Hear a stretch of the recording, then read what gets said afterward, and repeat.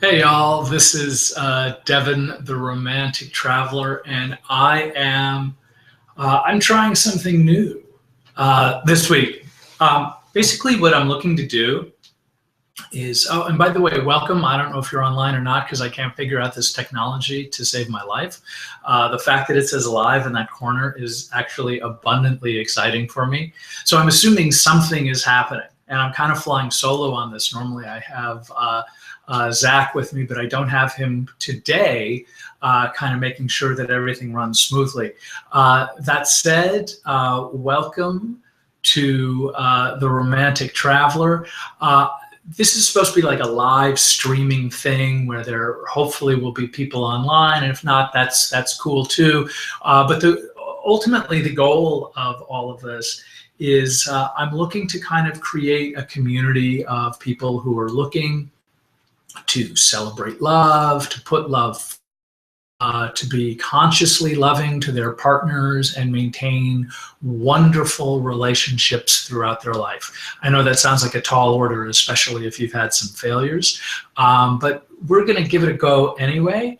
And so this is the first week that I'm doing it live. I'm expecting to do this every single week, 12 o'clock noon, and reaching out sort of like to the global community of people who are, again, looking for love, have questions about love, who need more support in their love life. And I thought this would be a great way for me to kind of like talk about specific things that I've used. For those who don't know, I've been studying and teaching a variety of Kabbalah, both the Hermetic and the traditional Jewish Kabbalah for the last 20 plus years, as well as Taoism and the Baha'i faith and some other things. And so for me, it's always more about spiritual solutions and inner work more than anything else to set intentions and to manifest the kind of life and love that you want. So this week, I was going to talk a little bit about how not to get divorced. It's a question that has come up a lot, surprisingly, from people who are either in the deep throes of a divorce, which is a terribly painful thing, or have gotten divorced and are still sort of like unresolved that they didn't do enough to make their relationship work out and reconnect with that person. The truth of the matter is, again, I kind of just said it, that ultimately we're talking about inner work, about spiritual solutions, and those are kinds of that's sort of the angle that I will be approaching this on. So anyway, I hope you stay with us. Feel free to ask questions. I have a chat box open. I'm not entirely sure how to use it, but I imagine that if you ask something, then hopefully I will get your questions and be able to talk to them about it. Anyway, that all said, let's get started. So first, let me start with this. About 10 years ago, when my daughter was about 6 years old, she was constantly having tantrums. I think there was all of a sudden like a realization for her that not everything shows up on a silver platter. Sometimes she gets no, she wants something and can't have it. And she didn't know how to deal with, how do you deal with anger? How do you deal with separation? How do you deal with stuff when you're not perceiving that you're getting the kind of love that you think you're supposed to be getting? So anyway, I'm one of those guys that has sort of like the wood shop in the garage, and so I have every tool in the world. And so what I did, here was my idea on how to kind of like lovingly suggest to her a different approach to sort of like her anger and breaking things as a tiny kid. What I did was I went and got a 12-inch long dowel, and I sort of took a router and gnarled one of the ends of it. On the other end of it, I wrapped some pink yarn around it to kind of make a handle, and then I painted it red, and I put little pink hearts on it. And the idea is that I was going to teach her sort of like a plan B. And here's the plan B. The plan B is this stand, as you can see, more hearts. And then here is what I was just describing to you.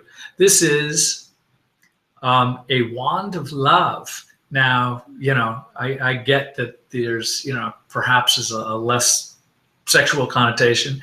But that said, the idea is that I told my daughter, who is 6 and tiny, is that I put this in her room, and I said, anytime, and Harry Potter was sort of like the thing, is that anytime she got angry or frustrated, that she would take this wand and throw love right at whatever it is that she didn't like. Because the idea being is that I wanted her to start thinking of more spiritual solutions. Yes, that's probably a big concept for a 6-year-old, but I wanted her to start thinking about things in terms of you just don't have to be angry all the time. And so what happens with people as we grow up, we get in the use of handling our anger and our disappointments through a variety of ways that don't always serve our relationships. That said, the divorce element is, I think we've gotten into a place in culture where, okay, we love somebody, we'll get married to them, maybe we'll make some babies, and at some point we're just, it almost sounds like when people describe how they've gotten divorced, it's almost like an out of the blue sort of thing. Like, sure, we had some problems, but then it was just too much, and then we divorced. And I would say it was like, I remember taking a health class when I was like in 7th grade, and I had this teacher, I think her name was Mrs. Schnoddick. I don't know what kind of name that is, but Mrs. Schnoddick was talking about, in this health class, she said, one day you'll be like old like me, and all of a sudden you're just going to be like, you're going to have let it go. Those rock hard abs are going to disappear, and instead of being your skinny self, you're going to be a different person. And, it happens. I have a bit of a belly myself.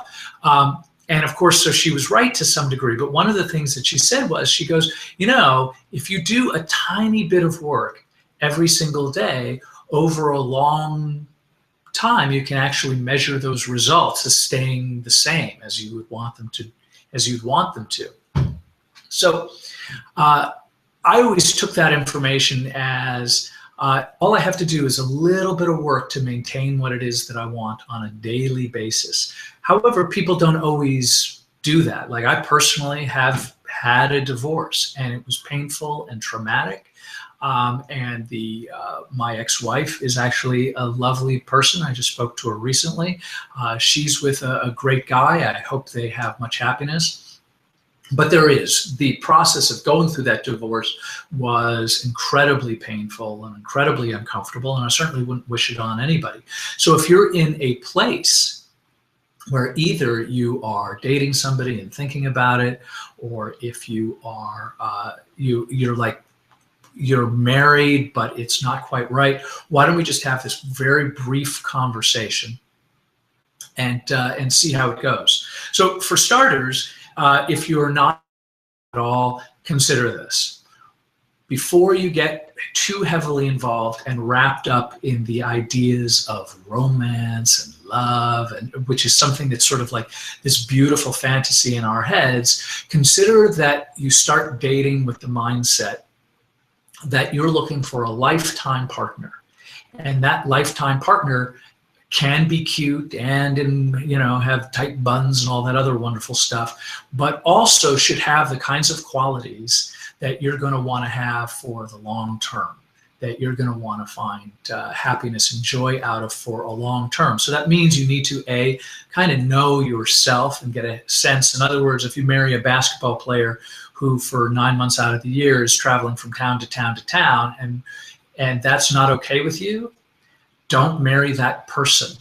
That doesn't make them a terrible person. It just means that if you need somebody that's going to be more available, more steady, more stable, and is going to be at home, then you pick somebody other than a traveling minstrel or a basketball player or something like that. So that means when you're dating, date. Take your time, pick somebody who has your common values, and kind of treat it as a detached thing. In other words, somebody else's behavior almost certainly has been evolved long before they met you. And so the kinds of things that they react to and the kinds of things that make them who they are probably had very little to do with you. So that's one thing. So take your time. Date slowly. You don't have to give it all away. Don't have sex too early on in a relationship. Make sure that your heart doesn't get thrown into the mix long before the relationship is really decided whether or not it's the right connection for you. That's one.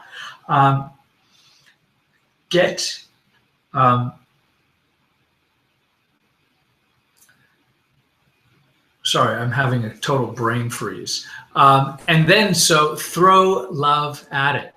Throw love at it. You don't necessarily have to do this, but I would kind of suggest that you do. This is a wand that I made. And by the way, there was a point when finally, like after I made this for my daughter, what she did was I saw her like 2 weeks later, it just kind of sat on her desk. And I told her about it and we talked. And at some point, she kind of runs out into the living room and she is flailing with it, saying, okay, how do I turn this thing on? And so, of course, I had to sit down and tell her that sometimes we love things and people, even though they don't give us precisely what they want, that we still love them anyway. So even if I didn't give her all the animal crackers, it's still okay to love me. It's okay to be a little upset, but it's not okay, or it's not necessary that she get really upset that it becomes something terrible. And what tends to happen in relationships, and this is after speaking to so many people, is that somebody has a feeling, and the feeling could be true or not true. Let's call her Sue. By the way, I always use Sue and Larry as sort of like my default mythical couple that never gets along, or my imperfect guy. So if you're Larry, I apologize, but it's not personal. So Sue may have a feeling, or Larry may have a feeling, and it may be a misunderstanding, and it may have no truth in it, but that doesn't matter. The feeling is real. And then Sue or Larry may act out on that feeling in a negative way because they're feeling hurt, even if they didn't need to, but they're feeling hurt, and they take that pain out on Larry to some degree. And Larry, who feels like maybe he didn't do anything wrong at all, even if he did, will internalize that. Oh, so I see. So Sue has caused me pain. So what I may do, instead of going towards Sue with love, he may very quietly separate and distance himself from Sue. He may internalize it, but to protect himself, he's going to quietly back up and withhold his love in some small way. Maybe it's sex, maybe it's not buying her flowers, it may not be doing, maybe it's, oh, I forgot your birthday. Oh, this week I was going to ask you out for dinner, but I'm going to be busy that night. Or some other subtle manipulative thing that gets justified as, you've hurt me, so now I have to kind of like collect up all my toys and keep them at home. Sue sees these things. She may see like, well, normally he's really good about taking me out to dinner or spending time with me or calling at 10 o'clock or whatever their relationship is. And if it's a married couple, maybe he's just rolling his back towards his wife when they're sleeping next to each other or something like that. And so what happens is over time, each person takes a little bit of space, takes a little bit of their love away from what the relationship was. Where a relationship may have had tons of love in the beginning, towards the end, people are sort of like, well, you broke my dish 3 years ago, and all kinds of other silly things. I mean, again, from my own divorce and from the many people I've spoken to, get progressively more petty about the love. And it has to do, the pettiness isn't about being petty. It's always about, really, you've hurt me because I was in love with you, and now I'm in pain. And the more pain that we're feeling, especially during that breakup, is the complicated part. So don't do that. I would say that the general focus is that once you find a wonderful romantic partner, is that you always run towards the love wherever possible. Always make a choice towards love. And I mean, ultimately, that's what I'm hoping this community is going to be designed as.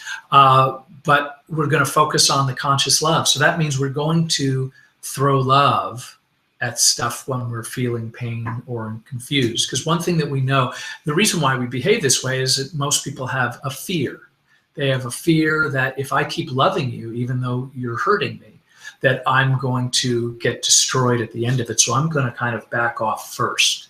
And for the record, I'm talking about problems that are about the gas bill, about food. I'm talking about money and sex, the kinds of things that become much, much bigger issues. But in the beginning, it's about communication and other things where I'm talking about problems that can absolutely be solved. I'm not talking about things like physical violence or significant emotional abuse. I'm not talking about an individual fight. So I would say that most relationships have a chance of working themselves out, but one or both keep backing further and further away. So the best way to go against that is consider going against your fear. Fear, and I've heard this before, I love it, is that fear is the one thing that gets smaller when you run toward it. So go through your fear to get towards love. So that means if you are in discomfort or you've had a problem with your partner, consider taking the alternative action that you thought might be the thing. Like if you feel, it might be very automatic to just say, oh, I'm backing off. I'm putting all my toys in the toy box and we are not playing together. Just understand that over a long period of time, that's going to be harder. So it's better off sort of communicating, talk about what's happened that made you feel that way with and coming from a place of love. And as I can tell you, my wife and I, after being married to her 16 times in 12 countries, it's always about the love. And to be quite frank with you, one of the ways I throw love at it is by getting married a lot. I do that because every time I get to, spend time with her in sort of like, okay, we're doing this sort of almost dramatic thing. I'm going to stand before you. I'm going to tell you how much I love you, what I think of you in my own words, and I'm going to tell you what I want for our futures together and how I plan to support your own life moving forward. That thing that I just described takes 4 minutes, 5 minutes at the max. It's a short little snippet, but that little piece reminds my wife how much I love her. So I highly, highly recommend it. You could totally build this with a router. Actually, you could probably do it with a butter knife and a dowel and a little bit of red paint in about 10 minutes. So those kinds of small things is a way of proactively promoting love in your life and your partner's life. And it's just one of the ways that I do it. So that said, throw love at everything and always understand that even if you break up, and this is one of those other things from the questions that I receive on a very regular basis, I talk to people who divorced this person that they think is terrible. Then they met this great guy, and then they're with that great guy for a while, and all of a sudden they realize that this great guy has many qualities that this terrible guy has. I tell you this not to freak you out that it's terrible out there and you should be alone. It's that a lot of the problems that we have are part of patterns in our lives that, in terms of spiritual solutions, which I was talking about earlier, are things that sort of like happen over and over and over again in our lives until we understand what it is. So if I start arguments about fear of not having money, then the thing that I probably want to do is start honoring the fact that I have this certain fear and make aspects and changes within me to start viewing money in a different way. So think in terms of love, think in terms of happiness, and think in terms of avoiding your fear. And what else? That's it. So know that if you are getting a divorce or if you're going to break up, and it's mostly like this guy's not the fantasy that I had hoped he was, or she's not the perfect partner expecting that she could be, understand that the next partner is going to have their own warts and their own challenges, and they may be very, very similar to the challenges that you're already facing. So the best way to get through those challenges is identify them and throw some love at it. Anyway, I think that's all I've got for this week. I wasn't planning on talking all that long unless I got a bunch of questions. But I'm going to answer one question for this week. If another couples pop up, then I'll try to hit those as well. But I did get a question from Jody, and she writes, what is text etiquette when I first meet a man? I generally let him lead in terms of frequency, and I hold back as much as possible so he has something to pursue. Then I also make sure I don't drive the bus, and I let him take the lead in terms of when we make our, even though my nature is to lead. I see my role as to be just flirty and complimentary, but for him to lead. Right? Wrong? Question marks. Multiple question marks.